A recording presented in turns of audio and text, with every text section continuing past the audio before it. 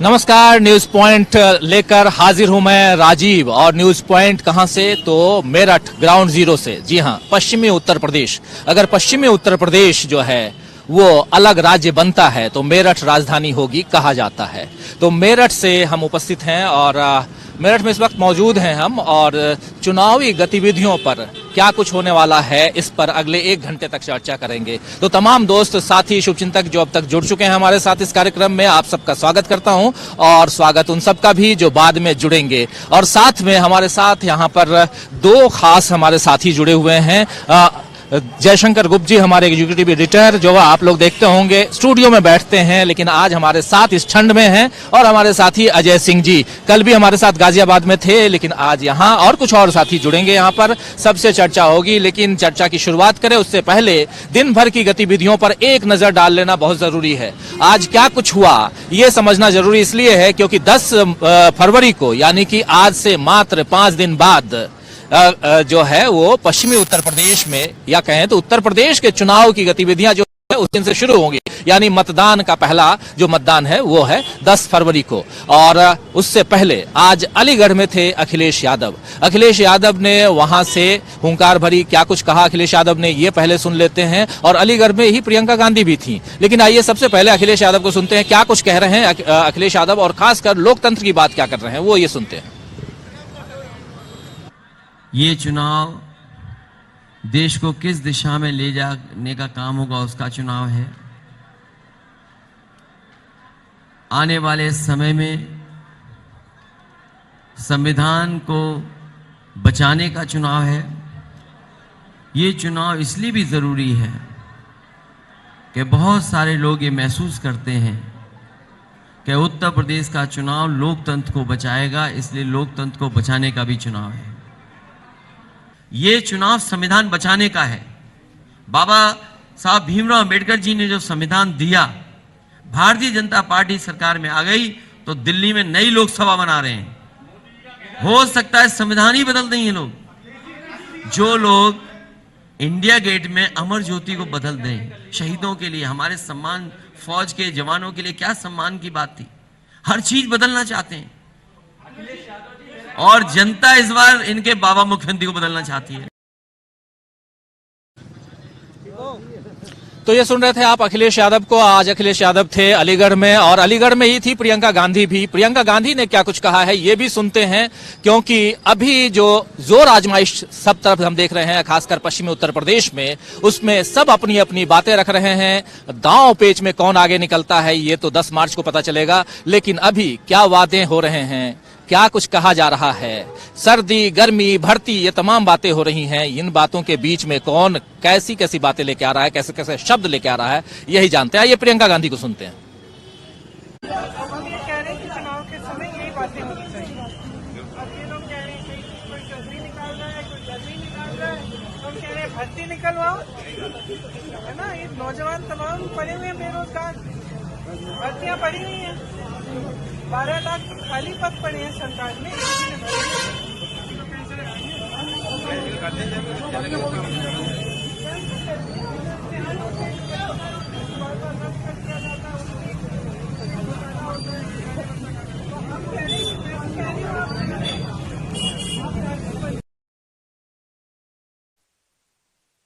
तो ये थी प्रियंका गांधी। लेकिन इधर प्रियंका गांधी अलीगढ़ में उत्तर प्रदेश की प्रभारी हैं, तो उधर उत्तराखंड में भी चुनाव है जो 14 तारीख को, यानी 14 फरवरी को वहां मतदान होना है। और वहां आज पहुंचे थे राहुल गांधी। राहुल गांधी ने उत्तराखंड से हुंकार भरी। कांग्रेस की जीत कैसे तय हो ये समझना और इसमें मजबूती देने के लिए राहुल गांधी पहुंचे हुए थे आज हरिद्वार। हरिद्वार में राहुल गांधी ने क्या कुछ कहा ये सुन लेते हैं। उस समय के हिंदुस्तान में प्रधानमंत्री था, आज के हिंदुस्तान में राजा है। प्रधानमंत्री सुनता है।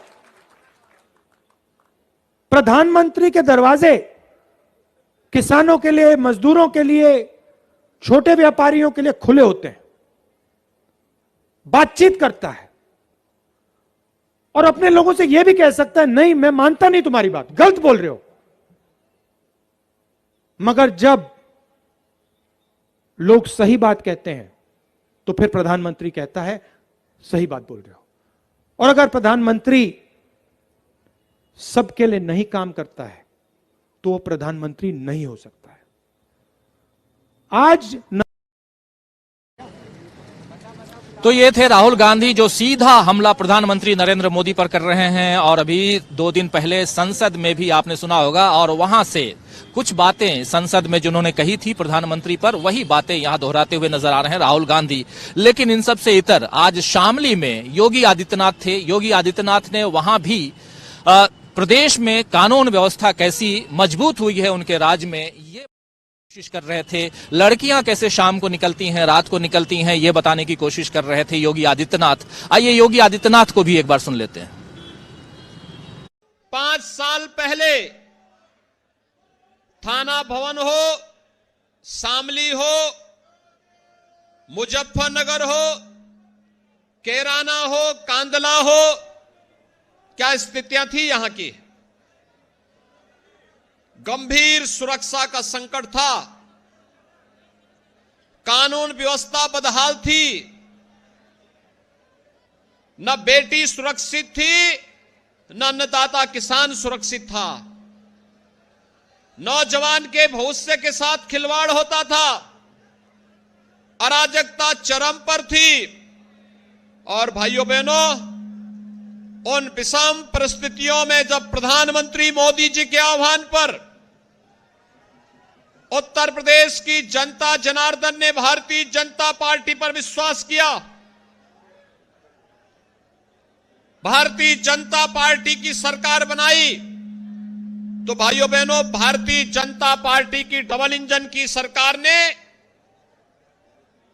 उत्तर प्रदेश के अंदर सुरक्षा का एक वातावरण दिया। आज कैराना से पलायन नहीं होता, कांदला से पलायन नहीं होता। आज उत्तर प्रदेश और शामली जनपद प्रगति करता है, अपराधी यहां से पलायन करते हैं।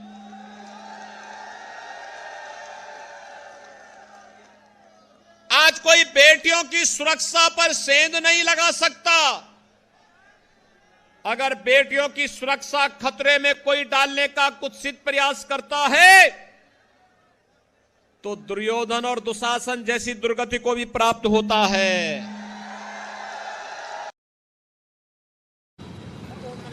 तो खासकर बेटियों की सुरक्षा की बात कर रहे हैं योगी आदित्यनाथ, और उसके अलावा बात कर रहे हैं कि इसी कैराना से जो पलायन का मुद्दा था वो आज भी जिंदा है, और आज पलायन यहां से अपराधी करते हैं जो पहले नहीं करते थे।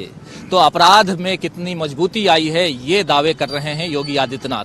तो अलग अलग दावे, अलग अलग वादे हैं। दावे हैं कि पिछले 5 साल में हमने क्या किए, वादे हैं आगे हम क्या कुछ करेंगे, और इस दम पर आप हमें वोट दीजिए। लेकिन ये वोट की राजनीति है दोस्तों। इसके अलावा सबसे पहले हम आपको बता दें कि इस वक्त हम लोग ग्राउंड जीरो मेरठ में हैं। मेरठ शहर, मेरठ में कुल 7 सीटें हैं। 7 में से मेरठ शहर जो है वो भी विधानसभा सीट है, और ये एकमात्र सीट है जहां से पिछली दफा समाजवादी पार्टी की जीत हुई थी। उसके अलावा 6 सीटें मेरठ की ऐसी हैं, मेरठ की जनपद की, जहां बीजेपी का कब्जा हुआ था। लेकिन इस बार क्या होगा? क्या बीजेपी अपने इतिहास को दोहरा पाएगी? 2017 के रिजल्ट को बीजेपी दोहरा पाएगी? यही जानेंगे मेरठ। लेकिन मेरठ है क्या, मेरठ का इतिहास क्या है, और इन जो 7 विधानसभा हैं इनमें मतदाता कितने हैं? आइए ये छोटी सी रिपोर्ट देख लेते हैं। उसके बाद हमारे साथ यहाँ काफी लोग जुड़ गए हैं, अलग अलग पार्टियों के भी हैं, और इन लोगों से भी चर्चा करेंगे। हमारे एक्सपर्ट भी हमारे साथ जुड़े हुए हैं,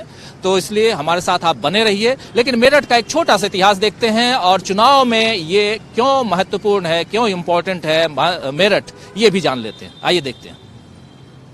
मेरठ भारत के सबसे पुराने शहरों में गिना जाता है। देश की 2 पवित्र नदियों गंगा और यमुना के बीच मेरठ बसा हुआ है, इसीलिए यहाँ की मिट्टी बेहद उपजाऊ है। अगर ऐतिहासिक तथ्यों की बात करें तो मेरठ का नाम मय राष्ट्र से विकसित होता हुआ बताया गया है, यानी मय का प्रदेश। हिंदू मान्यताओं के अनुसार मय की पुत्री मंदोदरी रावण की पत्नी थी। मेरठ का जिक्र महाभारत काल में भी मिलता है। हस्तिनापुर का नाम सभी ने सुना होगा। महाभारत काल में ये कौरवों की राजधानी हुआ करती थी। आज हस्तिनापुर मेरठ जिले का हिस्सा है, जो मेरठ की 7 विधानसभा सीटों में से एक है। अंग्रेजों के खिलाफ आजादी की जंग मेरठ से ही शुरू हुई। 10 मई 1857 को मेरठ छावनी से आजादी के पहले आंदोलन की शुरुआत हुई थी, जो बाद में पूरे देश में फैल गई। लेकिन आज भी एक जंग मेरठ से चल रही है और ये जंग है लखनऊ की सत्ता हासिल करने की। मेरठ को भारत का खेल नगर भी कहते हैं। खेल से जुड़ी तमाम बड़ी कंपनियां यहां पर मौजूद हैं। इसके अलावा बड़े उद्योगों में चीनी मिलें और इलेक्ट्रॉनिक्स से संबंधित उद्योग भी मेरठ में हैं। बात हम मेरठ जिले की विधानसभा सीटों की करें तो मेरठ में विधानसभा की 7 सीटें हैं और सभी सीटों पर पहले चरण में 10 फरवरी को वोटिंग होनी है। इन 7 विधानसभा सीटों में 26,12,620 मतदाता हैं। इनमें मेरठ दक्षिण सीट पर सबसे ज्यादा 4,74,512 मतदाता हैं, जबकि मेरठ सदर सीट पर सबसे कम यानी 3,11,727 मतदाता हैं। इसके अलावा सिवाल खास में 3,37,004, सरधना में 3,57,036, हसीनापुर सीट पर 3,42,314, किठौर सीट पर 3,62,802 और मेरठ कैंट सीट पर 4,27,225 वोटर हैं। 2017 के विधानसभा चुनाव में मेरठ सदर सीट पर समाजवादी पार्टी को जीत मिली थी, जबकि मेरठ कैंट, मेरठ दक्षिण, सिवाल खास, सरधना, हस्तिनापुर और किठौर सीट पर बीजेपी को जीत मिली थी। बीजेपी के लिए इस बार 2017 का प्रदर्शन दोहराना किसी चुनौती से कम नहीं है। किसान आंदोलन का प्रभाव भी मेरठ के ग्रामीण क्षेत्रों में देखा जा रहा है। चुनाव प्रचार समाप्त होने में अब 72 घंटे से भी कम का वक्त बचा है। ऐसे में मेरठ में इस समय सभी राजनीतिक दलों ने अपनी पूरी ताकत झोंक दी है।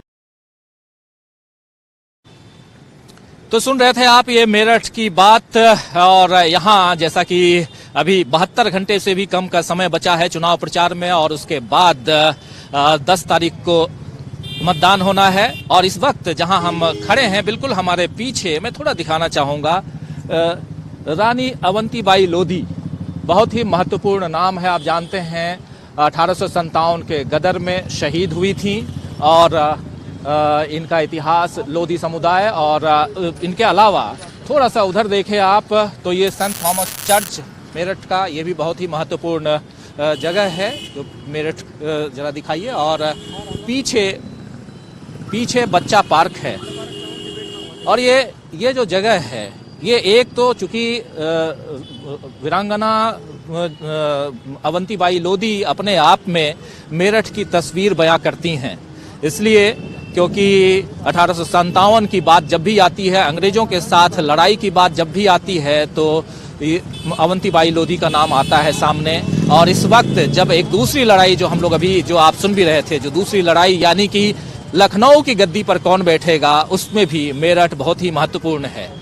और मेरठ के कुछ खास यहाँ लोग भी हमारे साथ जुड़े हुए हैं और इन लोगों से भी पहले चर्चा कर लेते हैं। फिर हमारे साथ कुछ एक्सपर्ट्स हैं, हमारे साथी हमारे एग्जीक्यूटिव एडिटर जयशंकर गुप्त जी हैं, हमारे साथी अजय सिंह जी भी हैं, साथ में हमारे यहाँ के ब्यूरो प्रमुख भी हमारे साथ में हैं, जिया चौधरी।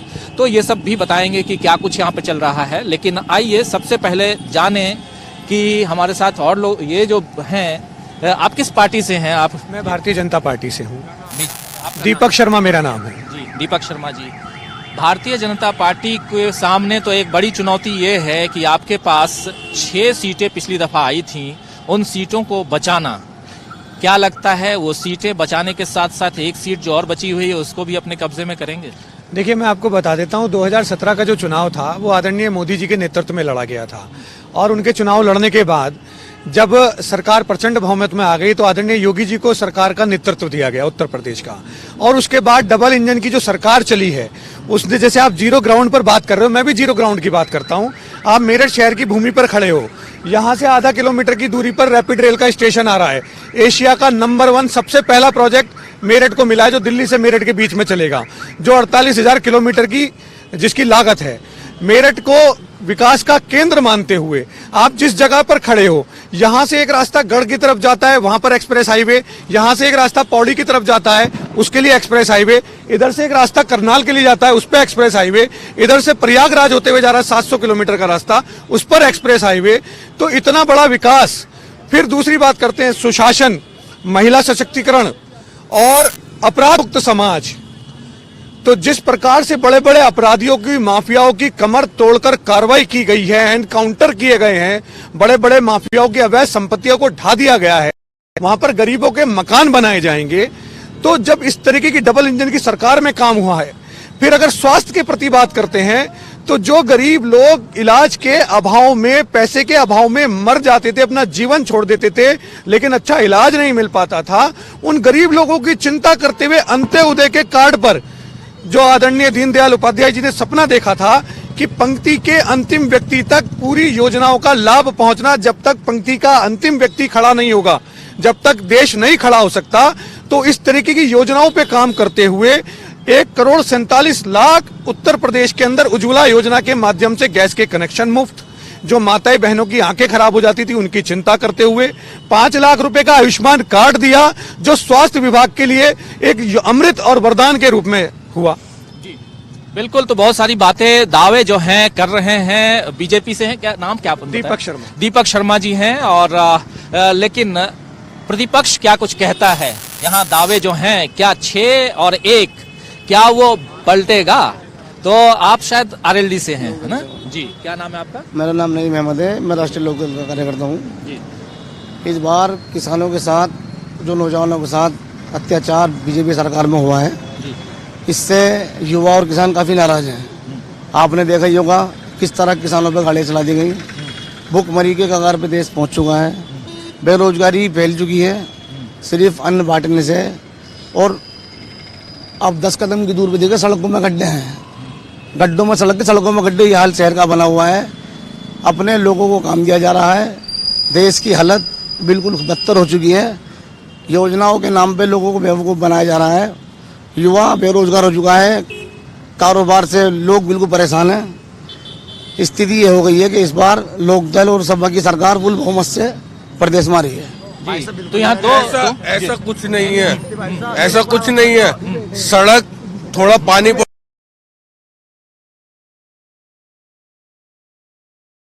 भारतीय जनता पार्टी सड़क को सही करा देती है, ठीक है। अभी चूंकि कार्यक्रम में भी शुरुआत ही किया हूं, आप लोग अपनी अपनी बातों को रखेंगे, पहला राउंड है। और जो दीपक जी ने अपनी बातें रखी, फिर आपने अपना नाम क्या बताया? नईम जी ने अपनी बातें रखी हैं। नईम आरएलडी से हैं और दीपक जी बीजेपी से हैं, और भी अलग अलग पार्टीज के समर्थक मिलेंगे और दावे प्रति दावे होंगे, बातें होंगी, वादों पर कितना खड़े उतरे ये बातें भी आएंगी। लेकिन इन सब के बीच हमारे 2 एक्सपर्ट हमारे साथ में हैं। सर जयशंकर जी, जरा पास आइए। आप सुन रहे हैं, एक फर्स्ट ओपनिंग कमेंट आप दोनों से, अजय जी से भी लेना चाहूंगा, आपसे भी लेना चाहूंगा। मेरठ को दूर से आप देखते हैं, दिल्ली बैठ के देखते हैं, उत्तर प्रदेश की राजनीति को बहुत नजदीक से देखते हैं, क्योंकि आप खुद उत्तर प्रदेश के निवासी हैं। राजनीति को आज से नहीं, पिछले 50 साल से देख रहे हैं, 5 दशक से ज्यादा का समय हो गया।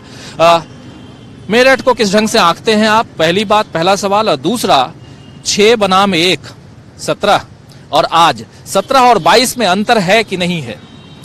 राजीव जी, पहली बात तो यह है कि मेरठ में इस अवंतीबाई महान वीरांगना थी, अमर शहीद थी, उनकी प्रतिमा के सामने खड़े होकर के हम आज मेरठ के लोगों को, डीबी लाइव के हमने दर्शकों और श्रोताओं को बसंत पंचमी और सरस्वती पूजा की बधाई देना चाहेंगे। और उसके बाद देखिए, मेरठ बहुत ही शुरू से ही आज़ादी की लड़ाई जो रही उसके लेकर के 1857 से लेकर के बाकी समय में भी काफ़ी इसका एक महत्वपूर्ण योगदान रहा है भारत की राजनीति में, उत्तर प्रदेश की राजनीति में। तो अब पिछली बार जिस तरह से चुनाव हुआ था, तो जो लहर चली थी, अब वो चाहे वो सांप्रदायिक ध्रुवीकरण हुआ हो, चाहे जो भी कारण रहा हो, लेकिन 6 और 1 का फासला हो गया था। 1 ही सीट यहाँ की मिली थी और 6 सीटें भारतीय जनता पार्टी की झोली में गई थी। अब इस बार 5 सालों का जो है कार्यकाल है योगी आदित्यनाथ जी का, और 8 साल के लगभग है नरेंद्र मोदी जी के कार्यकाल का, तो जनता उस पे उसको खरा देगी, उसको कसौटी पे तय करेगी कि जो वादे किए गए थे वो हुआ कि नहीं हुआ। अभी दीपक जी बहुत अच्छा बता रहे थे अपनी इसके यहाँ उपलब्धियों के बारे में। अब हम भी देख रहे थे सामने जो नाला है वो तो पूरी तरह से जाम पड़ा हुआ है, पानी नहीं निकल रहा वहाँ से, सारा गंदगी है। रास्ते में हम लोग जो चल करके आए हैं, क्योंकि अभी कंस्ट्रक्शन भी हो रहा है, निर्माण हो रहा था, इसलिए भी हो सकता है कि थोड़ा सा उससे होता है ये है। लेकिन सबसे बड़ी बात यह है कि यहाँ के नौजवानों को रोजगार मिला कि नहीं मिला। 5 साल में आपने कोई एक बिजली का कारखाना उत्तर प्रदेश में लगा कि नहीं लगा, कोई एक बड़ा उद्योग यहाँ खड़ा हुआ कि नहीं हुआ, जिससे लोगों को यहाँ के रोजगार मिले, कुछ हो। हम योगी जी को सुन रहे थे, योगी जी के बड़ा बढ़िया उन्होंने कहा था कि वो बच्चियों के साथ और महिलाओं के साथ महिला सुरक्षा है और अभी दीपक भी बता रहे थे, अपराध मुक्त करने की कोशिश की गई, लेकिन ऐसा सतह पे दिखाई नहीं दे रहा है। यहीं बगल में अभी 2 दिन पहले 3 दिन पहले बुलंदशहर में एक बच्ची के साथ बलात्कार हुआ और उसकी हत्या कर दी गई और पुलिस ने उसकी लाश भी आधी रात को जला दी। इसी तरह की घटना हाथरस में हुई थी, कुछ दिनों पहले ही हुई थी। तो खास तौर से पूरे 5 सालों के कार्यकाल में समाज का एक बड़ा तबका, चाहे उसमें दलित हों, चाहे वो पिछड़ी जातियों के लोग हों, चाहे वो अकलियत के लोग हों, चाहे वो अपर कास्ट में भी देखा है तो ब्राह्मण समाज के लोग हैं, आतंकित महसूस कर रहे हैं, अपने को असुरक्षित महसूस कर रहे हैं, उपेक्षित महसूस कर रहे हैं। ये तो है। उसके अलावा चूंकि मेरठ किसान बेल्ट का भी प्रमुख केंद्र रहा है, जैसा आपने कहा ना कि अगर हरित प्रदेश बनेगा कभी भी तो मेरठ या मुजफ्फरनगर ही उसकी राजधानी बनेगी जब भी होगा तो उसके हिसाब से भी चूंकि मेरठ के किसान हैं, पूरा जाट बहुल के हैं, किसान बहुल इलाके हैं, यहाँ से लोग दिल्ली बॉर्डर पे जाकर के जिस तरह से आंदोलन कर रहे थे उसमें कई लोगों की मौतें भी हो गई। हालांकि उत्तर प्रदेश में से कम लोगों की हुई, पंजाब या हरियाणा के लोगों की हुई थी, ज़्यादा हुई थी, लेकिन वो एक सवाल बना हुआ है किसानों के सामने। वो एक सवाल बना हुआ है कि साहब जो हमारी मांगे थी वो तो अभी तक पूरी हुई नहीं। दीपक जी बगल में हैं, इनसे पूछ लेते हैं क्या सोच है, क्योंकि लगातार दीपक जी आपकी पार्टी जो है घिरती आ रही है किसानों के मसले पे, और अभी अगर कहा जा रहा है कि बीजेपी कहीं अपने आप को बैकफुट पे मान रही है तो वो किसानों के मसले पे ही मान रही है, जबकि आप लोगों ने तो तीनों कानून वापस ले लिए। उसके बाद भी किसान आपसे, या जो जाट समुदाय है उसका भी बहुत बड़ा पार्ट आपसे छिटका हुआ, बिदका हुआ क्यों दिख रहा है? देखिए, किसान, इसमें कोई संशय नहीं है, किसान अन्नदाता है।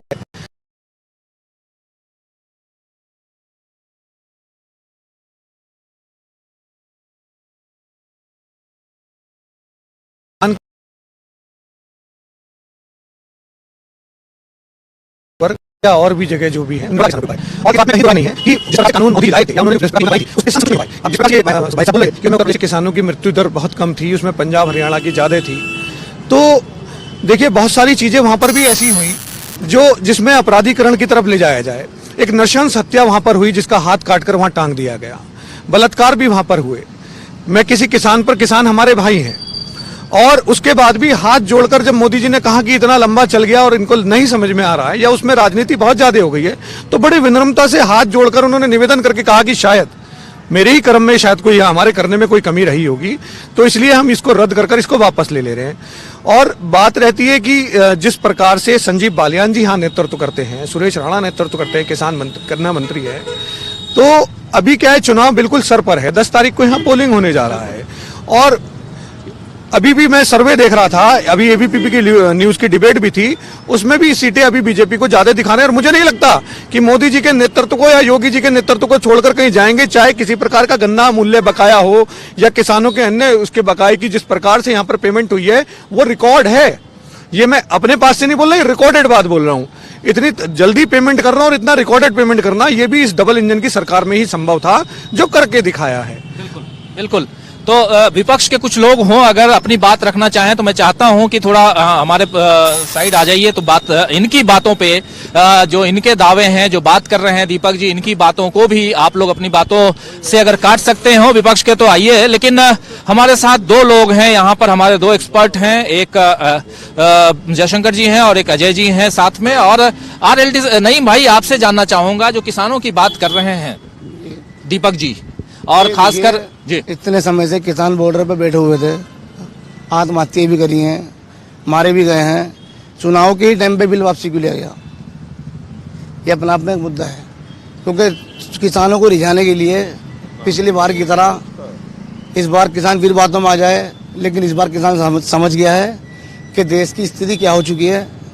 आपने कोरोना महामारी में देखा है किस तरह लाशें सड़कों पर, नालों में, नदियों में बहाई गई हैं, सारी व्यवस्था खत्म हो चुकी थी।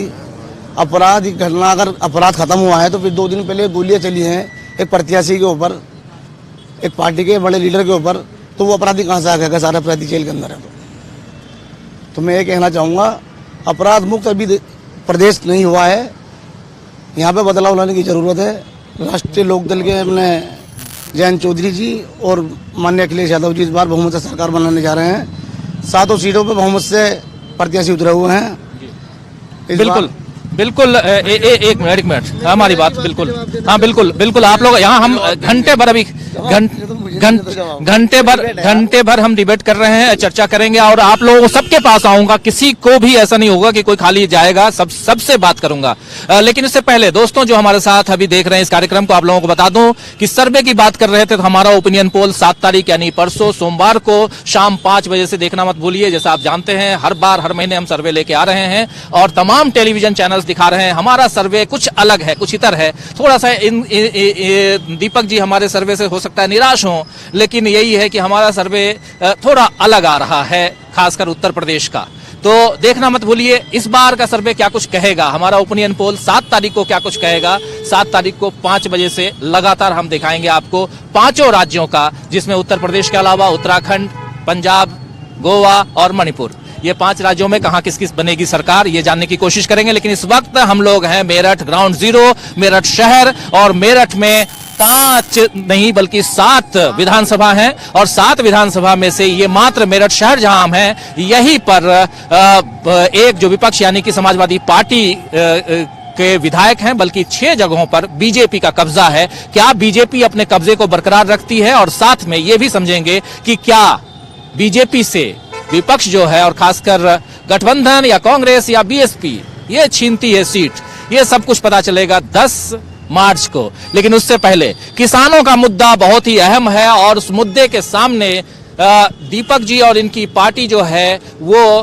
कानून के मुद्दे को ऊपर लाती है। कानून की व्यवस्था पर एक बहुत ही जबरदस्त चोट इन्होंने अभी मारी है नईम जी ने, कि अगर कानून व्यवस्था बहुत अच्छी है तो फिर एक एआईए, इन्होंने नाम नहीं लिया लेकिन मैं बोल रहा हूं, असदुद्दीन ओवैसी की गाड़ी पर अगर गोली चली तो क्यों चली, किसने चलाई, और अगर व्यवस्था अच्छी थी तो फिर ऐसा क्यों हुआ। लेकिन इन सबसे इतर किसानों का मुद्दा अजय जी कितना महत्वपूर्ण है। आप गाजीपुर बॉर्डर लगातार जाते रहे, हम लोग वहां से लाइव करते रहे थे, आपको याद होगा। गाजीपुर बॉर्डर पे आपने देखा वहां का रिफ्लेक्शन, उस समय जयशंकर जी उस समय चीजें ऐसी थी, आप भी साथ में होते थे, किसान कसमें खाते थे कि इस बार तो बीजेपी को वोट, माफ करें लेकिन जो बातें हम लोग सुनते थे वही मैं बता रहा हूं कि इस बार तो बीजेपी को वोट कतई नहीं देंगे। लेकिन उसके बाद भी अब चीजें बदल चुकी हैं, आंदोलन जो है स्थगित है, आंदोलन स्थगित है और साथ साथ तीनों कानून वापस हैं। अब किसानों का मन क्या आपको लगता है फिर से पिछली तरफ जा चुका है? किसानों से पहले मैं दीपक जी ने जो शुरू में बात कही, मैं उस पर थोड़ा सा इन्हीं से सवाल करना चाहूँगा कि इन्होंने बताया कि एक हाईवे उधर है, एक हाईवे इधर है, एक हाईवे उधर है, एक हाईवे उधर है। उसके बाद उन्होंने उज्ज्वला का नाम लिया, उसके बाद जो है उन्होंने जो है आयुष्मान भारत का नाम लिया।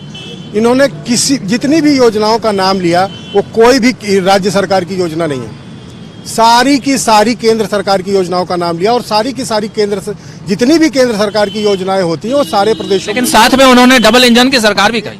मैं उस पर आ रहा हूँ।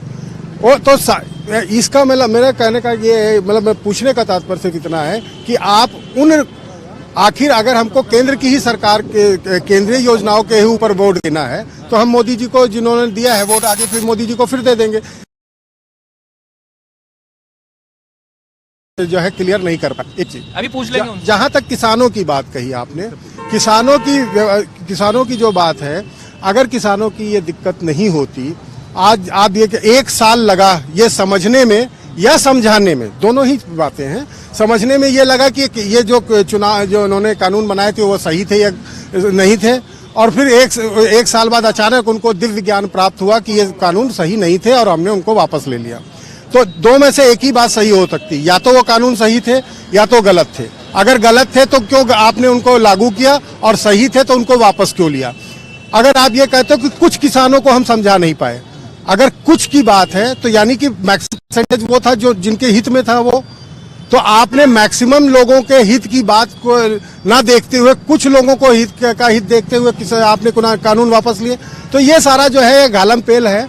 घालमपेल उस केस में है कि आपको किसान आपके कभी रडार पे थे ही नहीं, और आपने अपनी मर्जी चलाई, और जो जिस तरह से जो है पूंजीपतियों को जो है सपोर्ट देने के लिए सब काम किया। लेकिन सपोर्ट आप कब दे पाएंगे? जब आप सत्ता में रहेंगे। उस सत्ता को बचाने के लिए जो है आपने ये कानून वापस लिया। और सबसे बड़ी बात, अभी कल एक सेकंड मैं आपको एक चीज बताऊं, कल की बात है, कल जो है लिखित में नरेंद्र सिंह तोमर जो हमारे कृषि मंत्री, उन्होंने राज्यसभा में एक लिखित उत्तर में बताया है कि हमको जो है एमएसपी के ऊपर जो है कमेटी बनाएंगे चुनावों के बाद, और इसकी हमने जो है चर्चा चुनाव आयोग से की है।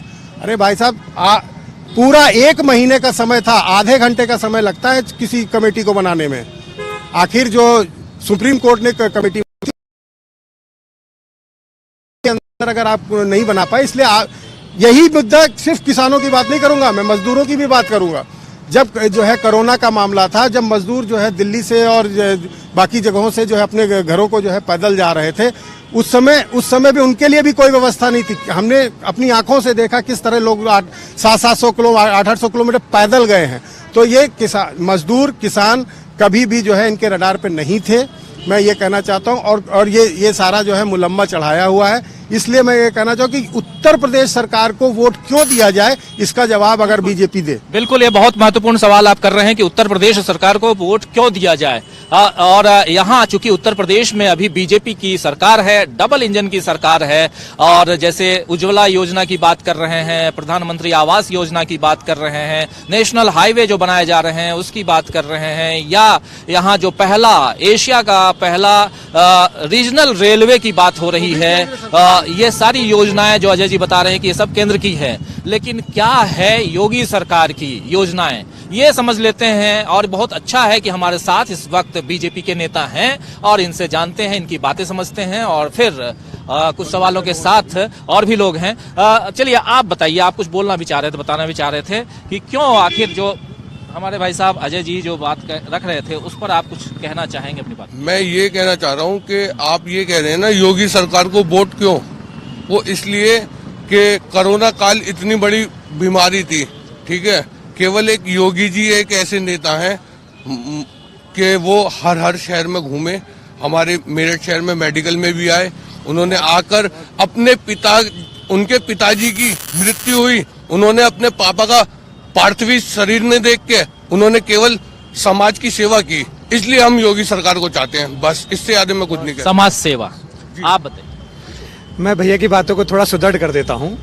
जिस प्रकार से हम राजधर्म का पालन करते हैं, तो उन्होंने योगी जी के पिता का देहांत होने के बाद भी उन्होंने प्राथमिकता अपने राजधर्म के पालन को दी। आपके दोनों जो एक्सपर्ट राय दे रहे हैं, वो राय तो बहुत एक्सपर्ट है, लेकिन कहीं ना कहीं ऐसा लगता है कि किसी पार्टी विशेष से संपर्क में आने के बाद उनके अनुकूली वातावरण में बोलने का प्रयास वो कर रहे हैं।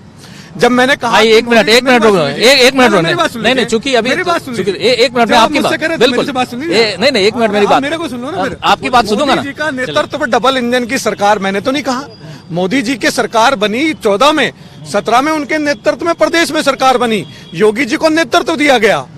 और इस जो असुद्दीन ओवैसी जी की जब बात कर लीजिए, गोली चली, 24 घंटे के अंदर 2 लोग गिरफ्तार हुए, आइडेंटिफाई होकर गिरफ्तार हुए नहीं हुए। अब ये कार्य किसने करा? मोदी जी ने तो नहीं करा ना, उन्होंने इस पर नेतृत्व दिया, उन्होंने नेतृत्व के हिसाब दावे हो रहे हैं ना, ये कानून व्यवस्था सुदृढ़ हो गई है। कानून व्यवस्था पर आप जाकर किसी महिला से बात कीजिए, जिस जगह आप खड़े हो, इस चौराहे की घटना बता देता हूँ। समाजवादी पार्टी की सरकार, ये तो एक्सपर्ट राय केवल पढ़ते हैं, मैं प्रैक्टिकली देखता हूँ। 2015 में इसी चौराहे पर लड़की का 15 मिनट तक उसका बैग छीनने का प्रयास करा। लड़की बड़ी बहादुर थी। इस घर में एक क्रिश्चियन परिवार रहता है, अभी बुला लाऊंगा, जाऊंगा, क्योंकि जमीन पे काम करता हूँ। वो लड़की संघर्ष करती रही, बैग का कोना एक हाथ में और 2 लुटेरे को हाथ में, 4 पुलिस वाले यहाँ पर खड़े हुए थे, लेकिन लड़की 15 मिनट तक जिद्दोजहद करती रही। फिर फायरिंग हुई और वो बैग ले जाकर कामयाब हुए। मैं मौके पर पहुंचा। ये आज कोई माई का लाल, रात के 2 बजे अगर कोई लड़की जा रही हो, कोई मनचला, कोई अपराधी गुंडा उसकी तरफ आंख उठाकर देखकर बता दे, ये योगी जी ने वातावरण दिया। दूसरी बात आप करते हैं, यहाँ पर अतीक जैसे, मुख्तार जैसे अपराधी हुआ करते थे, बुलडोजर 12,500 करोड़ रुपए की उनकी संपत्ति पर चला, तो ये अपराधियों को। तीसरी बात, मेरठ की बात कीजिए, सोतीगंज जैसा कमेला, पूरे हिंदुस्तान का आदमी जब कहीं होता था तो उसके रिश्तेदार फोन करके कहते थे, भाई साहब एक इंजन मिल जाएगा क्या? तो हम क्या हमारी आइडेंटिफिकेशन थी? हम चोरों के यहाँ से वो करते हैं। मेरठ 1857 से मंगल पांडे की भूमि, क्रांति की भूमि कही जाती है। जिस जगह आप खड़े हो, यहाँ पर लोगों ने बलिदान दिया है, क्रांतिकारियों की ये भूमि है, और संवेदनशीलता के नाम पर सबसे ज्यादा मेरठ अग्रणी भूमिका में रहा है, चाहे वो आजादी की लड़ाई हो, चाहे समाज की कोई बात हो। कुछ सवाल, जैसे कमेले को खत्म करने का अगर किसी में दम था तो योगी जी में था, इस सरकार में था। इसलिए जन जन की आवाज है, सरकार बनेगी भाजपा। ठीक है, एक सवाल मेरा भी आप सुन लीजिए, मैं आपसे ही सवाल कर रहा हूं। आपने बताया कि यहाँ पे जो परिस्थितियां हुई थी, जो लड़की की बात आप कर रहे हैं, लेकिन आपके शासन में ही यहाँ हाथरस की घटना, अभी 4 दिन पहले जो बुलंदशहर की घटना है, उन्नाव की घटना, उसके अलावा गोरखपुर की घटना, लड़कियों से के अलावा बाकी घटनाएं जो हुई हैं, इन घटनाओं पे क्या कहेंगे आप? अच्छा, एक बात बताइए, आपने ये सब चीजें तो दिखा दी, इनके बाद क्या जो आप घटना बता रहे हैं, ये वाली हाथरस वाली, इस पे सीबीआई जांच के लिए गठित करी हो ना? हमको कहीं ना कहीं विश्वास करना भाई पड़ेगा। साहब, मैं इसलिए कह रहा हूँ ये बलात्कार हुआ ही नहीं है। नहीं, उत्तर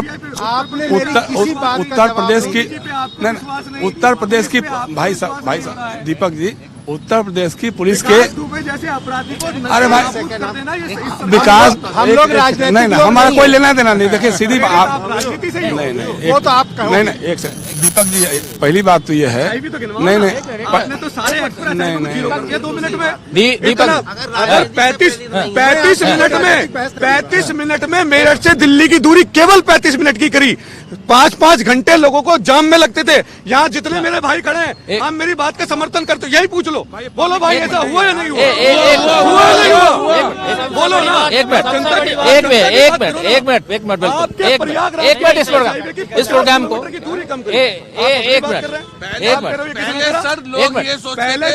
एक मिनट रुकिए, एक मिनट, मुझे प्रोग्राम करना। पार्टी की सरकार होती थी तो ये कहा जाता था कि मोदी जी हमारा वो नहीं कर रहे सपोर्ट। अभी दोस्तों, इस वक्त जो चर्चा हो रही है, ये चर्चा यहाँ ये हो रही है कि आखिर जो दावे प्रतिदावे हैं, उन दावों प्रतिदावों में क्या दम है।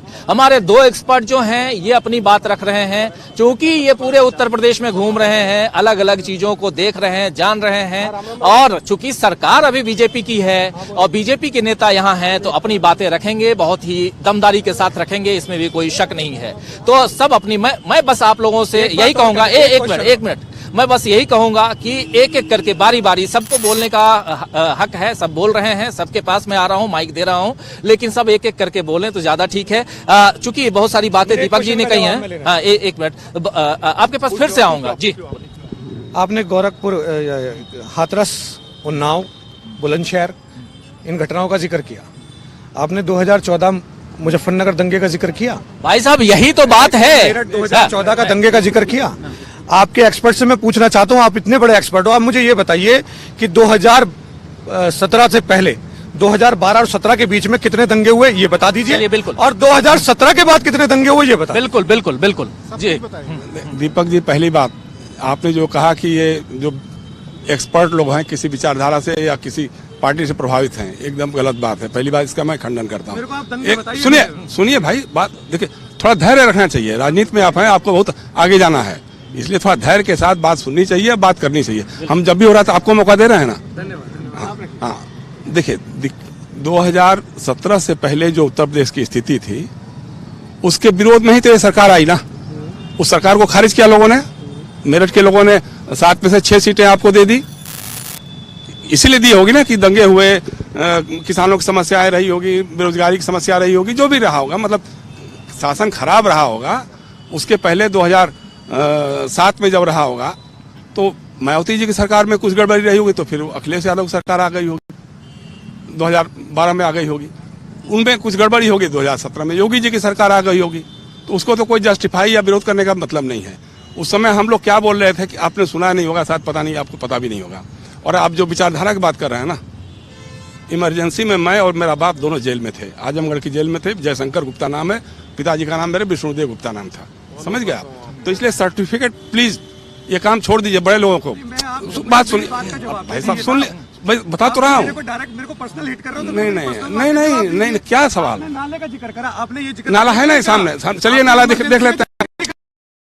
चलो तो रैपिड का स्टेशन भी देखो, रैपिड का स्टेशन तो देखो। नहीं, बहस नहीं करना है। देखिए हम बहस एक मिनट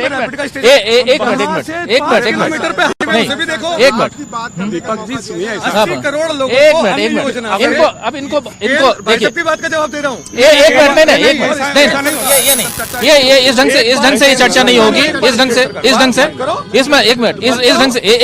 से चर्चा नहीं होगी।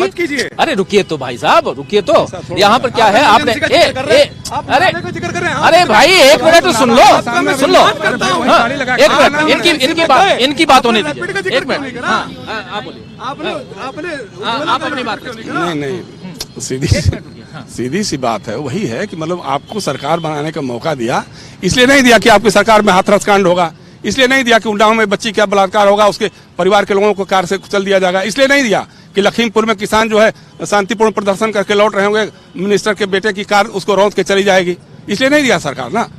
सरकार सवाल वही है, सवाल वही है। जब किसान की बात हो रही थी, हमने कहा ना कि भाई उत्तर प्रदेश में अपेक्षाकृत कम लोग मरे थे, लेकिन समस्याएं तो वही है ना।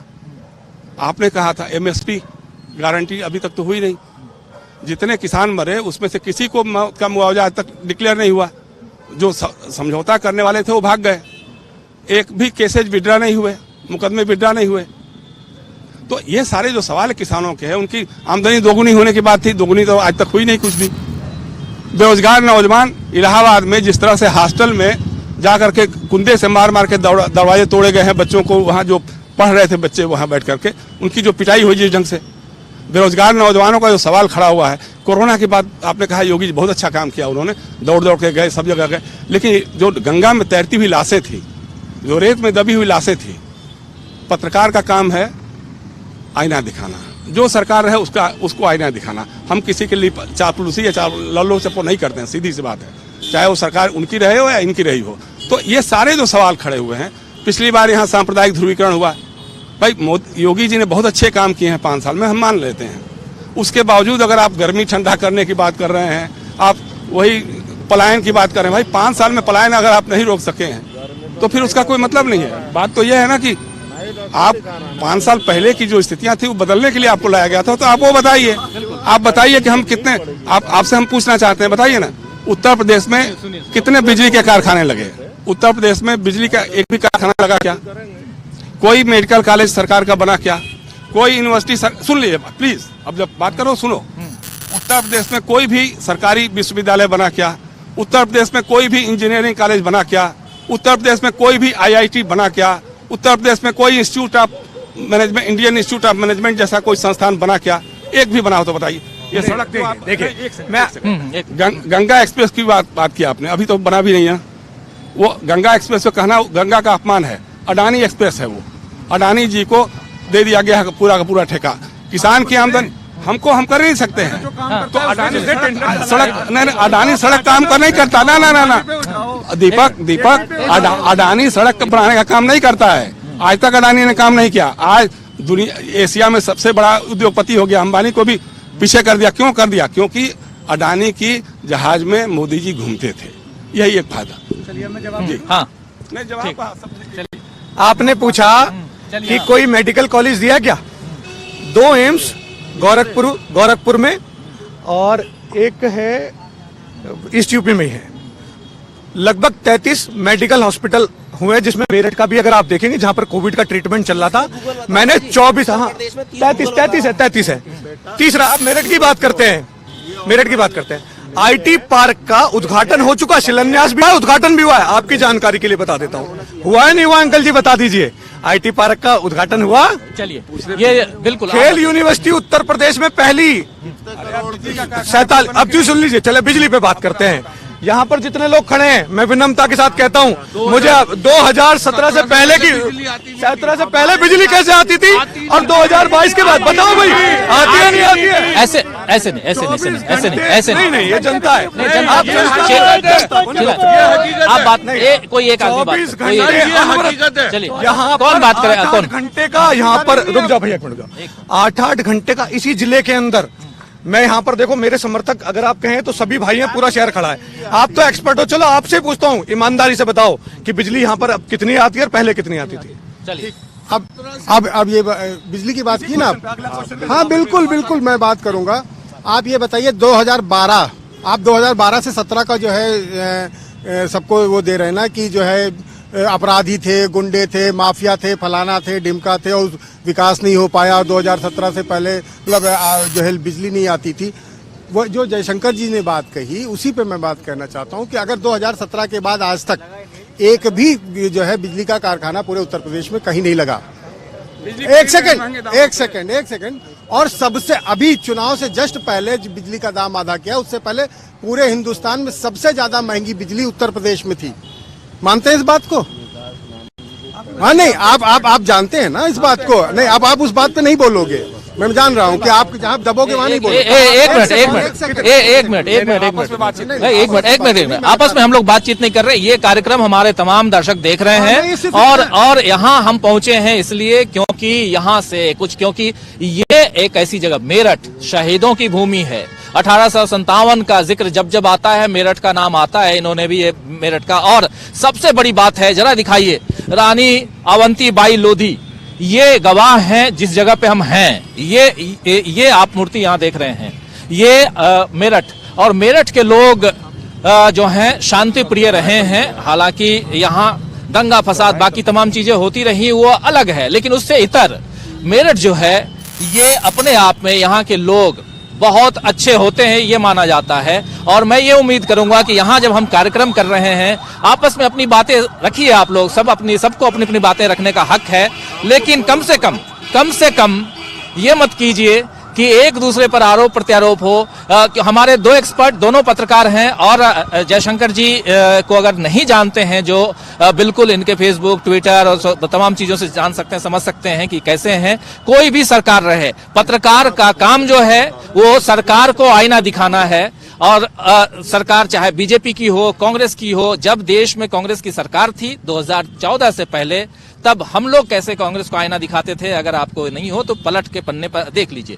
लेकिन यहाँ वो कहने का और सर्टिफिकेट मांगने की जरूरत आप लोगों से नहीं है। बस ये है कि चूंकि चुनाव का समय 10 मार्च को रिजल्ट आ जाएगा, लेकिन कुछ मुद्दे हैं दीपक जी, इसलिए मैं नाम लेके आपको बोल रहा हूँ। आप ही का नाम अभी जान रहा हूँ इसलिए आपका नाम बोल रहा हूँ, लेकिन और भी बहुत सारे साथी हैं कि कुछ मुद्दे ऐसे हैं जिन पर चर्चा होनी चाहिए। बिल्कुल आपके पास भी आऊंगा, चर्चा होनी चाहिए। और इसलिए भी होनी चाहिए क्योंकि लोग सवाल पूछते हैं। जो दर्शक अभी देख रहे हैं इस कार्यक्रम को, वो भी सोचते होंगे कि अच्छा मेरठ पहुंचे हुए हैं तो मेरठ में लोगों के बीच में इनके क्या सवाल हैं, इनके क्या मुद्दे हैं, किन मुद्दों के आधार पर ये वोट मांगने जा रहे हैं। और ये सही है कि चूंकि आप अभी सरकार में हैं तो आप अपनी बातों को दमदारी से अगर नहीं रखेंगे तो लोग दोबारा चुन के क्यों लाएंगे आपको। तो आप अपना काम बिल्कुल सही से कर रहे हैं, उसमें कोई नहीं है। लेकिन अगर एक्सपर्ट्स पूछ रहे हैं आपसे सवाल तो ये भी सोचना चाहिए बिना, क्योंकि भाई आप लोग तो पेशेंस रखने वाले लोग हैं। आप लोग भड़केंगे तो ठीक नहीं लगता ना, क्योंकि आपको तो सिखाया जाता है हमेशा चेहरे पर मुस्कान होनी चाहिए, तब तो जननेता होंगे।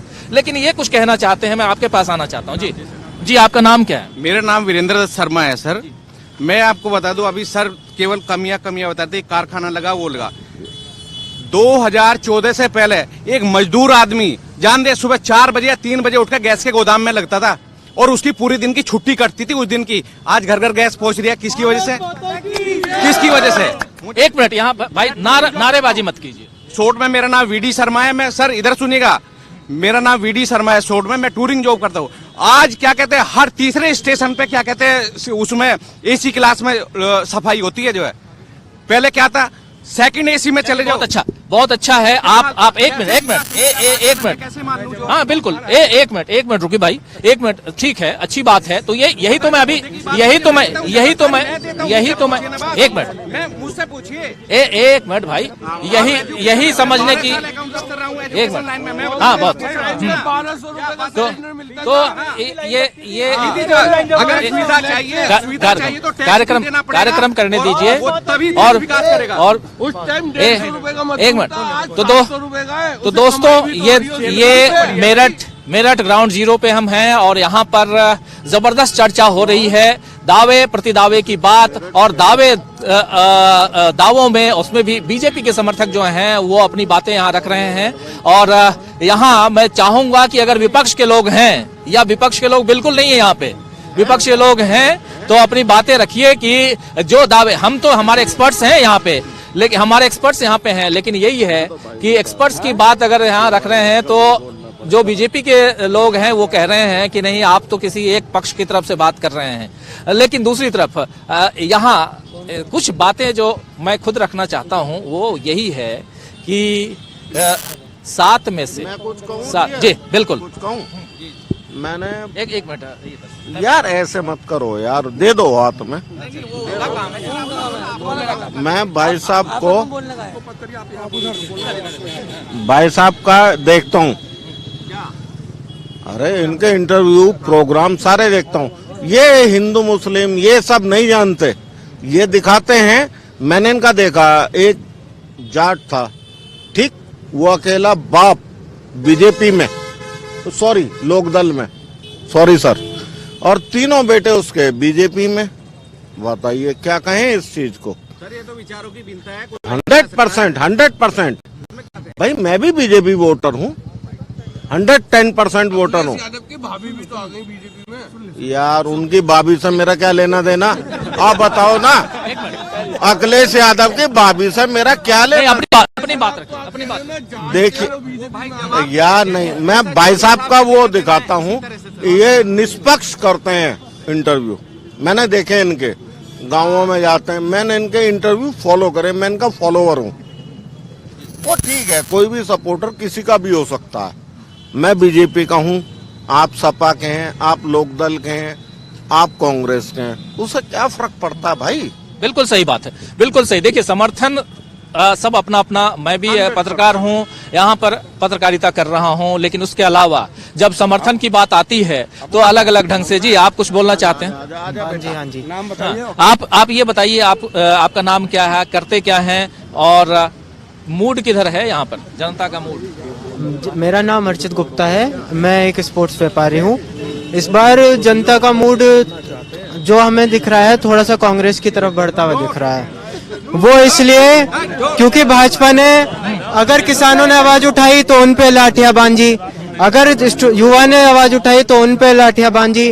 अखिलेश यादव जी 5 साल तक कमरे में कैद थे, वो कुछ नहीं बोले। मायावती जी बिल्कुल फ्लॉप, वो बोली। उन्होंने लगा बट बंदा उनका वोट बैंक है, उसके लिए उन्हें लगता है वो तो उन्हें मिल ही जाना है। भाजपा जो इनके खिलाफ बोलता है उन्हें आतंकवादी बता देती है। 5 साल के अब लड़कियों का मुद्दा है इधर उधर। क्या वो लड़के हिंदू नहीं है जिनके साथ रेप हुआ, जिनके साथ अत्याचार हुआ? क्या वो लड़कियां हिंदू नहीं थी? क्या वो युवा हिंदू नहीं है जो अपना रोजगार मांग रहे हैं? क्या वो युवा हिंदू नहीं, किसान हिंदू नहीं था जो 2 साल तक बॉर्डर पे बैठा रहा? उसके 700 जवान किसान शहीद हो गए। हर चीज का जवाब मिलेगा। अगर भाई आपसे जवाब नहीं मांग रहे हैं, अगर केवल बोले हैं तो प्रियंका गांधी जी बोली हैं, इसलिए इस बार सीट भले ही ना आए उनकी, लेकिन युवाओं का रुख है उनकी तरफ थोड़ा सा। आप युवा हैं और अपनी बात आप रख रहे हैं, और भी कुछ युवाओं से आप पीछे आप हैं, आप बताइए, आप भी युवा हैं, आपसे जानना चाहूंगा कि इस बार मूड किधर है? इस समय मूड जो है किसी का कहीं नहीं पता कहाँ है। जब बजर बटन दबेगा तभी पता चलेगा कि कहाँ खुलता है। साइलेंट है बिल्कुल वोटर, साइलेंट है वोटर। जो आते हैं हम उसका स्वागत करते हैं, चाहे हमारे बीजेपी वाले हों चाहे कांग्रेस के हों, कोई भी हो, हम सबका स्वागत करते हैं। आप बताइए आपका नाम क्या है? मेरा नाम जयकरण भूटानी है। जी आप किधर देख रहे हैं मूड? हमारा वोट तो शायद अब के बाद बदलाव जरूरी है, तो बदलाव करेंगे हम लोग। देखिए बहुत मजेदार है, बहुत देर से दीपक भाई आप लोगों से बातें कर रहा था। बिल्कुल 1 मिनट आऊंगा, थोड़ा प्रोग्राम मुझे कंडक्ट करने दीजिए। अब थोड़ा सा अच्छा लग रहा है, इसलिए अच्छा लग रहा है क्योंकि हम लोग बात कर रहे थे तो हम लोग विपक्ष के हो जा रहे थे। अभी कुछ विपक्ष के लोग भी आ गए हैं, तो मतलब विपक्ष को पसंद करने वाले लोग, समर्थक लोग आ गए हैं, तो थोड़ी सी चर्चा और अच्छी हो जाएगी। दोस्तों आप लोग हमारे साथ जुड़े रहिए जो देख रहे हैं इस कार्यक्रम को, और अभी बहुत कुछ है, इसलिए बहुत कुछ है कि अब लग रहा है कि हाँ थोड़ा सा तराजू का जो दोनों पड़ रहा है वो बराबर दिखाई दे रहा है। और इसलिए भी कि यहाँ समझने हम आए हैं कि मूड किधर है, लोग क्या कहते हैं, क्या समझते हैं। आइए, हाँ आप बोल रहे थे कि हाँ आपको किसानों के मुद्दे पे आप क्या कहेंगे? पहली बात तो मैं ये कहूंगा, जितने भी ये खड़े मेरे भाई खड़े हैं, सबसे बड़ी बात है मेरे भाई है, क्योंकि हम लोग सब मेरठ के हैं तो हम सब भाई हैं। और अंकल हमारे प्रणाम है, अंकल को, ये हमारे बुजुर्ग हैं, इनका नमस्कार है, ठीक है। अब आई किसानों की बात, शायद आपको भी याद होगा और मुझे भी याद है और आप सबको भी याद है कि 700 किसान हमारे शहीद हुए हैं किसान आंदोलन में। सबसे बड़ी बात, 700 किसान आंदोलन में शहीद हुए हैं, उनके ऊपर बीजेपी क्या कहेगी, नंबर 1 चीज। और दूसरी बात, लखीमपुर खीरी जहां पर थार चढ़ गई थी किसानों पे और भी कई लोग मरे, कई लोग मर चुके हैं अब तक, तो वो नुकसानदायक रहा। हाँ बदलाव चाहिए, बदलाव इसलिए चाहिए, किसान, महिला, व्यापारी सब दुखी हैं जो आज की सत्ता है उससे। बिल्कुल सही बात है जी। जी बिल्कुल आप सब आप लोगों की बात सुने, अभी फिर से आऊंगा। आप लोग भी बिल्कुल रहिए, आप लोग बिल्कुल आऊंगा, बिल्कुल देखिए एक है नहीं अभी नहीं, एक मिनट। नमस्कार जी, मेरा नाम शुभम भाटी है। मैं एक छोटा सा व्यापारी हूँ और पढ़ाई भी कर रखी है मैंने, ठीक है ना, और किसान परिवार से संबंध रखता हूँ।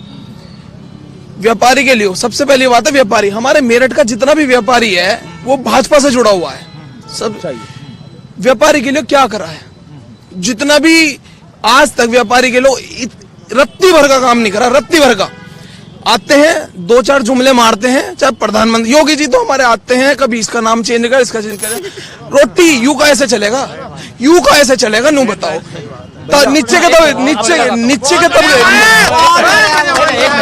नीचे के भैया, अरे सुन तो ले मारे भैया, हाथ जोड़ लूं, सुन लो प्लीज भैया, सुन तो ले भैया, मेरा रोटी दिए ये तू, मैं कुछ नहीं कर रहा। अरे सुन तो लो, किसके अरे भैया सुन तो ले मारी।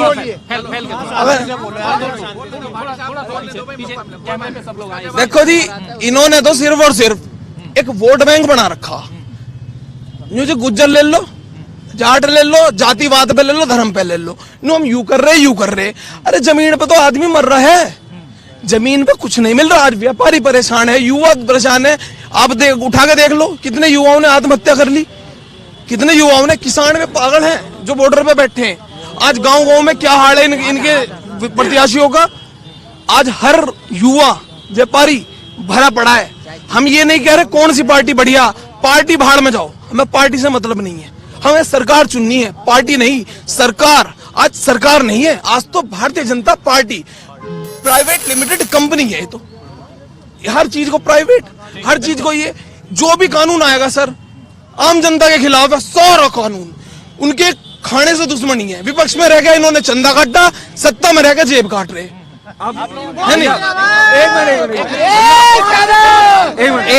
एक मिनट हाँ बिल्कुल, आप लोगों के पास आऊंगा। भैया सबका जवाब दीजिए, सबका जवाब। अभी तक तो आप ही बोले थे, हमें बोलने दो। अब तो अभी तो हम आए हैं। एक्सप्रेस बनाने दे भाई साहब, ये बता रहे हैं, भाई साहब बता रहे हैं, मैंने एक्सप्रेस बनवा दिया है, सड़क बनवा दी है। जब आदमी को भूख लगेगी सड़क उखाड़ के खाएगा, पुल तोड़ के खाएगा। कारोबार तो है नहीं है कुछ भी, क्या तोड़ का पुल उखाड़ के खाएगा क्या आदमी? एक्सप्रेस बना दिया है, सड़क उखाड़ के खाएगा। अन्य योजना से क्या हो रहा, मानसिक तौर पे कमजोर करा जा रहा है। अन्य योजना से कुछ नहीं हो रहा, खाली गेहूं मिलेगा क्या और कुछ खाने का आइटम है। अच्छा भाई राशन से पेट भर भैया, राशन से कहाँ से बढ़ जाएगा पेट? भाई साहब गेहूं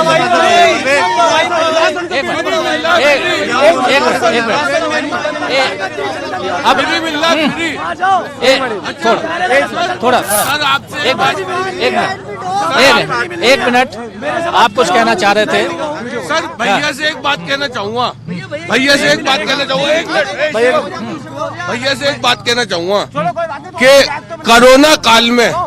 कोरोना काल में जिस टाइम हमारे घर के ताले लग गए थे दुकानों के, तो कौन सी पार्टी आई थी हमारे यहाँ पे खाना देने, राशन देने? कौन देने आया था? केवल एक भारतीय जनता पार्टी के जितने भी मेंबर हैं, दीपक शर्मा हुए, मुकेश सिंघल का ड्राइवर मर गया, फिर भी उन्होंने कोरोना काल में काम किया, सबके घर पे खाना पहुंचाया। सबसे ज्यादा मुझे एक विपक्ष की एक पार्टी का आदमी बताओ जिसने हमारे घर पे लाके राशन दिया? किसने दिया? हमें किसने दिया? हमें सिर्फ भारतीय जनता पार्टी ने ही दिया और किसी ने नहीं दिया। ठीक है आप लोगों के पास आता हूँ। एक मिनट, मैं इन भाई की बात का जवाब दे रहा था। ये बोल रहे थे कि क्या नाम है, लोग सड़क पर मर रहे हैं।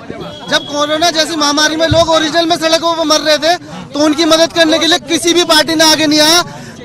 सिर्फ भाजपा का कार्यकर्ता अपनी जान के जोखिम में डाल के लोगों की सेवा में लगा हुआ था। दूसरी बात, एक मिनट, इनकी दूसरी बात का जवाब ये कह रहे हैं किसानों वाली बात के लिए। हमारे जो गणतंत्र दिवस होता है वो इंटरनेशनल लेवल पे देखा जाता है, बनाया जाता है इंडिया में। जो वहाँ पर किसान के नाम पे बैठे हुए थे उन्होंने उस पर्व को खराब कर दिया, वहाँ पे दंगा करा और झंडा ले रहा है, तो वो कौन से किसान थे? एक मिनट आप लोग जवाब देना आप लोग जवाब। एक मिनट रुकिए और एक मिनट रुकिए, कुछ लोगों से और ले लूं। हाँ एक मिनट, नहीं आपसे बात हुई। हाँ क्या कह रहे हैं? ये भारतीय जनता पार्टी की सरकार है, डबल इंजन की सरकार है। ये जो बात कर रहे हैं व्यापारियों की, इससे पहले परेशान नहीं थे व्यापारी और अब परेशान हो गए। अब बात रही दवाई की, है ये प्यारे लाल में जो क्या नाम है दवाई जो प्रधानमंत्री की खुली हुई है, दुनिया भर के लोग ले रहे हैं दवाई। वहाँ पे तो बहुत सारे जने जाओ, वहाँ पे तो किसी ने ये नहीं कहा, दुनिया भर की दवाई मिल रही है, फिर भी लोग परेशान है। ये दवाई की मुद्दा उठा रहे हैं। ठीक है भैया हाँ। मैं बोल लूं? हाँ। सबसे बड़ी बात है, सबसे बड़ी बात है हिंदुत्व। हमारे भाजपा के साथी सामने सब खड़े, सब भाजपा वाले हमारे भाई है, भाई तो हो तुम। बहुत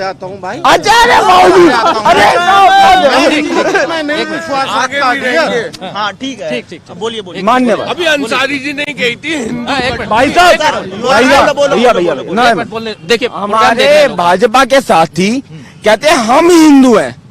भैया मेरा नाम जयकरण भूटानी है, जयकरण भूटानी, तो मैं क्या हूँ? ठीक है एक मिनट। हाथरस का कांड, वो लड़की रात्रि 12 बजे ये नहीं, खड़े मुर्दे वाली बात मत करिए, खड़े मुर्दे वाली नहीं, पहले डिबेट हो रही है, डिबेट के अकॉर्डिंग अच्छा बात चलेगी। अभी बोलूंगा,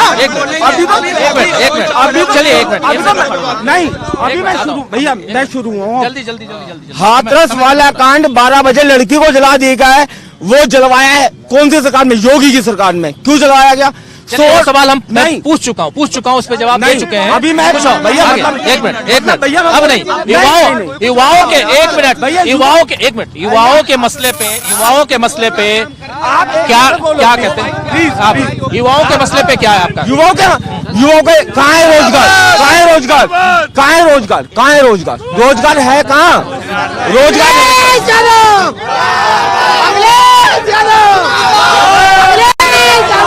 ऐसे नहीं, एक मिनट आप लोग शांत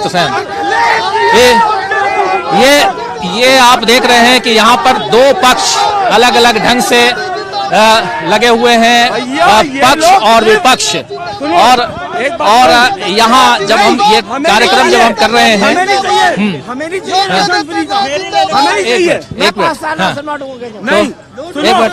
एक मिनट नहीं, आप लोग हल्ला नहीं, ये रोड पे हैं, हम रोड पे हैं और हल्ला नहीं।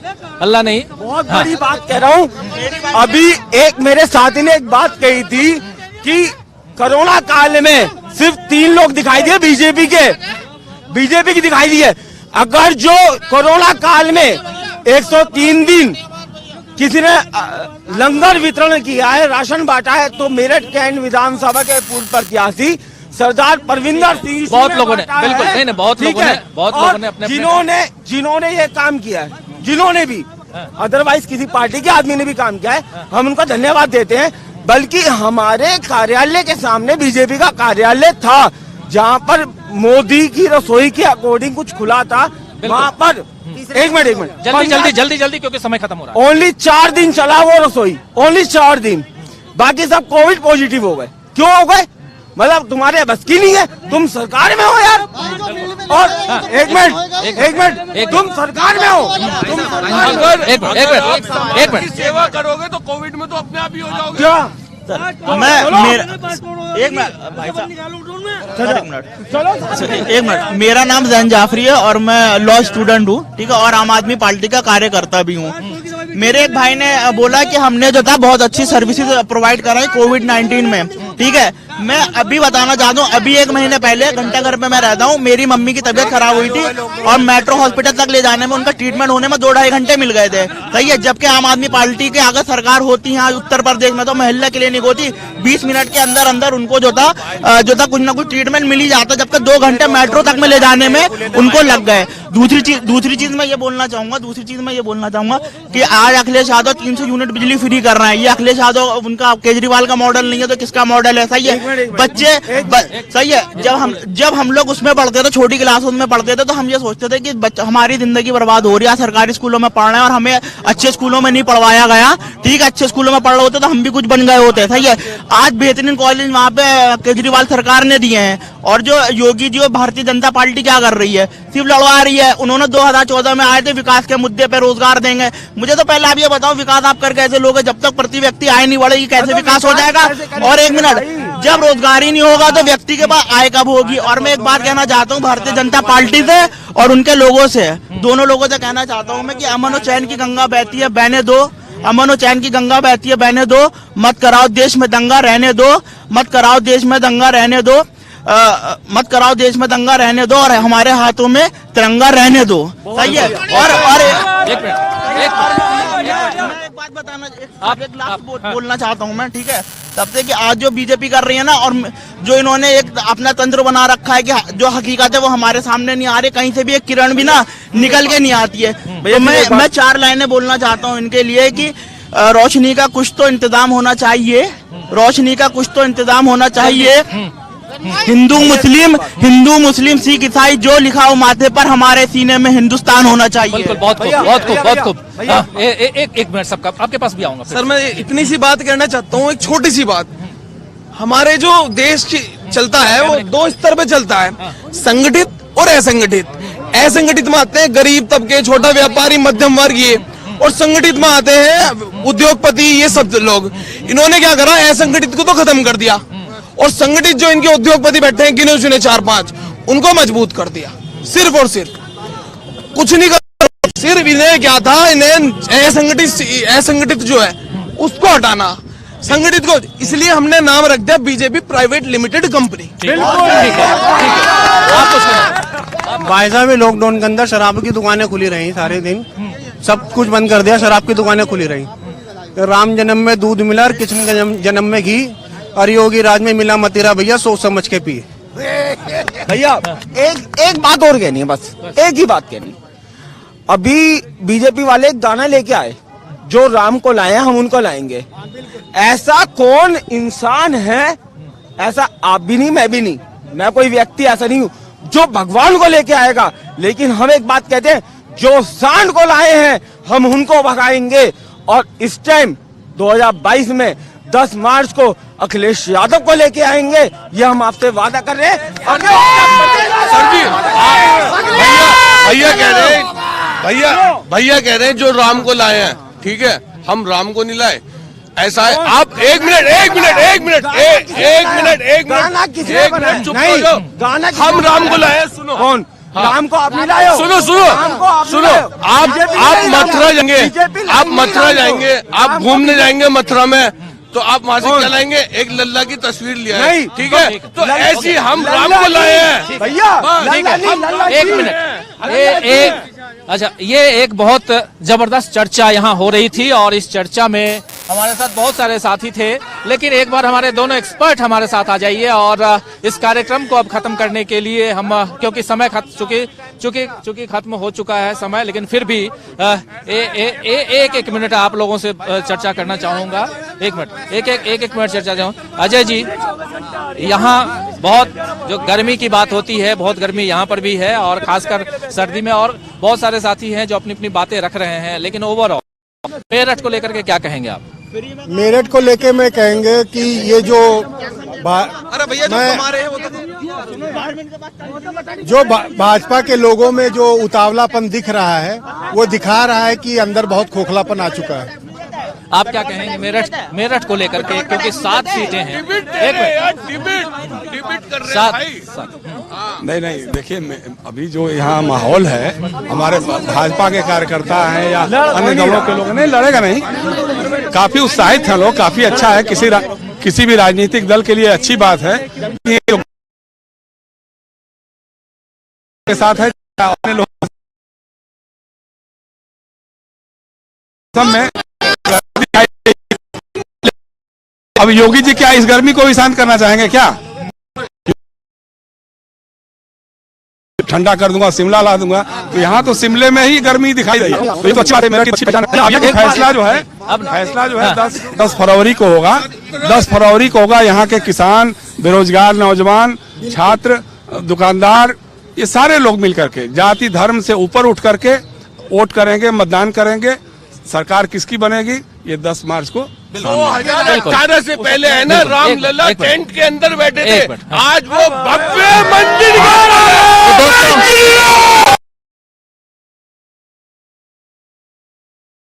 ये हम लोग अभी मेरठ से ये कार्यक्रम कर रहे थे और इस कार्यक्रम में अभी आप लोगों को आपने देखा तरफ जोश है, उमंग है, लेकिन साथ साथ ये भी है कि ये जो गर्मी की बात जो हमारे साथी कह रहे थे, ये गर्मी क्या आगे क्या होगा, क्योंकि लेकिन एक बात तो ये है कि जो मेरठ के लोग या उत्तर प्रदेश के लोग जिस कार्यक्रम को देख रहे हैं, आपसे एक गुजारिश जरूर है कि आप लोग अपने अपने जिस दिन मतदान है जाकर के वोट डालिए, जिसको पसंद करते हैं उसको वोट डालिए, लेकिन वोट डालने जरूर जाइए, अपने मत का प्रयोग जरूर कीजिए, क्योंकि यहाँ जो भी बातें यहाँ हो रही हैं ये अगर बदलाव है तब भी और रखना है तब भी, क्योंकि आपका एक एक मत जो है वो महत्वपूर्ण है, वो इम्पोर्टेंट है। आप वोट डालिए जाकर के और 10 मार्च को रिजल्ट तो सबके सामने होगा। बहुत बड़ा पॉपुलेशन है और इस पॉपुलेशन में किसी एक वोट से कुछ नहीं होता, लेकिन एक वोट बहुत महत्वपूर्ण भी होता है, इसीलिए वोट डालिए। लेकिन अब मेरठ की धरती से इस कार्यक्रम को खत्म करता हूं और हमारे साथ हमारे 2 खास साथी जुड़े रहे। जयशंकर गुप्त जी हमारे साथ जुड़े रहे और हमारे